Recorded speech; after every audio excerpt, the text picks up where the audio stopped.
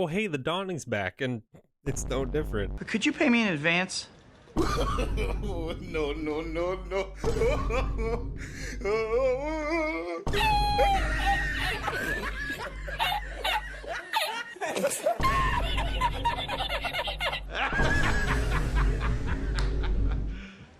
You serious? Alright, look, events in Destiny are almost always the same stuff year after year, and the Dawning really didn't get much of a shakeup. But what did get a shakeup was the weapon rolls, and some of them are actually pretty interesting. So we're going to do a quick breakdown of each of the 6 Dawning weapons quickly, including the brand new Glaive, so you don't have to waste your time grinding and can either target farm or just, you know, completely ignore these weapons if they don't interest you. Let's do this. First up is Stay Frosty, the lightweight Stasis pulse rifle. Lightweight pulses have gotten some buffs in recent months that make them more viable in PvP, and there are definitely some interesting traits here. Moving target and headseeker would feel really smooth by cranking up your aim assist really high, otherwise you've got a classic like tunnel vision and kill clip. Those are probably your best PvP options. Desperado just isn't quite what it used to be. For PvE, I'd probably roll with Enlightened Action for the quick reload, and Headstone so you can create crystals and lean into your subclass perks a little more. If the Stasis weapon doesn't interest you, there is one later on I'm actually thinking about making a build for, so hang tight for that one. Next up is the dreaded Glacioclasm. This high impact fusion might just be the best event weapon in all of Destiny. I've seen a number of people with tens of thousands of Crucible kills with a good roll of Glacio. It's nuts, and it's got all the good stuff this year too. So in the first column, you've got heating up for accuracy after a kill, killing wind for more range, under pressure for initial accuracy, even slide shot for more range and stability. In that second column, you've got Eye of the Storm for more accuracy as you take damage, fragile focus for a raw 20 range boost while your shields are online, and high impact reserves for more damage while you have low ammo.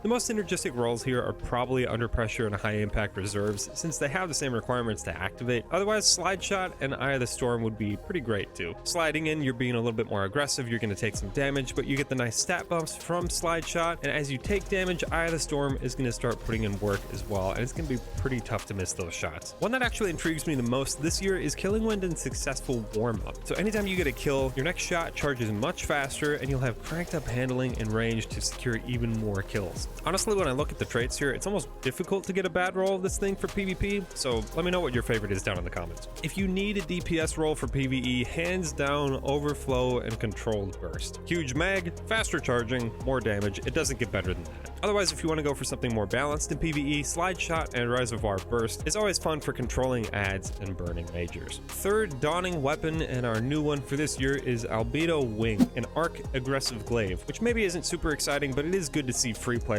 getting another glaive at least. For PvE, you've got Clown Cartridge, that looks kind of nice in the first column, as well as replenishing Aegis for extended blocking. Combine that with Closed to Melee for the extra damage, and that's literally it. I don't think there's a lot else to work with here. Glaives are just kind of a tough sell right now. If you're a huge fan of Glaives, I'm sure there are some nice traits that you can pick through here, but it's not doing a lot for me. Keeping it moving, we're on to Zephyr. And this thing, this Stasis adaptive frame sword, is probably what interests me most because of one trait that's unique to Stasis swords. Cold Steel in the second column there states that powered sword attacks apply slow stacks, so 40 for light hits, 60 for heavy attacks. I always appreciate a weapon that really directly leans into subclass fragments and aspects, and this is a pretty cool option. I'm kind of envisioning a hunter build with Bombardier, so you can close the gap, dodge freeze enemies with the bomb and Winter Shroud, and then shatter and continue slowing and freezing enemy with Zephyr and Cold Steel. You'd be able to stack up a lot of slowing stacks this way, and then you could use fragments like Whisper of Bonds for more super when you defeat frozen enemies, Refraction for dodge energy when you defeat slowed targets, and then Rhyme, so the Stasis shards enemies drop also give you some overshield. Not a fully fleshed out build, just kind of something I thought up in my head as I was making this video. Obviously it wouldn't be great in stuff like Grandmasters, but I think it could probably be pretty fun in some dungeon and raid encounters. Combine Unrelenting with Cold Steel, and I think you'd have a fun mix of aggressive stasis, freezing, and survivability. If you don't want to lean into stasis stuff so hard, you could just roll with Tireless Blade and Surrounded to keep your ammo high while you shred through adds in a group. It's also pretty helpful to have a sword with Surrounded on it for DPS and Crota if your team plays that way. So if you're free to play and need a good option there, Zephyr might be the sword for you. Fifth on the list is Cold Front, a 720 RPM aggressive kinetic SMG. This is a nice archetype across the game, and Cold Front has pretty decent perks for both sides of the game. Now to be honest, Cold Front does have pretty atrocious stability at a base of 7, so you probably want to address that with a trait like Perpetual Motion, or tap the trigger for better accuracy and stability on your initial shots. I'm a really big fan of tap the trigger. Any perk that says it increases accuracy just means your life is going to be easier, and landing shots is going to feel clean, it's going to feel easy,